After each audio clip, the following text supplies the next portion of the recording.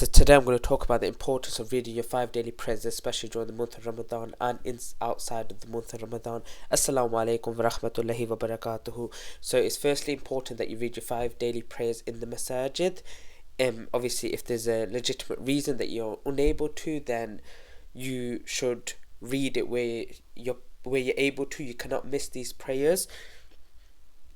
And the strong evidence shows that it's mandatory upon men, upon adults, and it is one of the conditions of it. And there's a hadith of Sahih Muslim when a man came to the Prophet ﷺ. He was blind. He was complaining that he was blind. He doesn't have a lead, a guide, that someone that could take his hand and show him the way to the masjid, and that Medina is sometimes intimidating at night. Some reptiles and insects. The man is asking the Prophet ﷺ, "Do I have permission? Am I allowed to pray in my home?" The Prophet ﷺ said, "Do you hear the call to prayer, the adhan? Do you hear it? Do you live within the vicinity of the masjid, whereby if a man calling, for the prayer loudly, they can, would the voice reach you?" The man said yes. So the Prophet ﷺ said, "Then answer it." So there's obviously no excuse for us to miss prayer. There's a hadith that says that if you're unable to read prayer standing up, then pray it sitting down. If you're unable to do that, pray lying down. If you're unable to do that, do on your sides.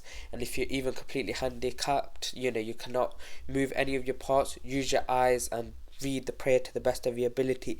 So it shows that whatever condition we're, wherever we are, we must read our prayer. Whether we're in space, whether we are anywhere we are, we must read it, as all the earth is actually a place for us to pray, as it's mentioned. And there's literally a hadith. This is a scary hadith, so listen carefully. The Prophet ﷺ said that, "Had I not feared that these houses would contain women and children who are not obliged to attend the prayer, had I not feared this, I would have burnt the houses, but because of that fear I did not do it." The Prophet was saying that he was thinking of actually going as if they will go with men carrying bundles of wood to people who do not attend the prayer, and they will burn their houses to the ground with fire around them.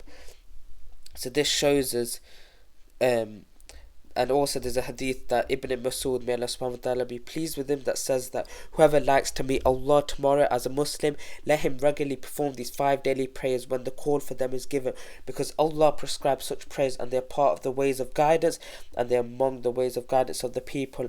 And if you were to neglect them and pray in your homes like this person who skips prayer, then you would have abandoned the way of the Prophet ﷺ.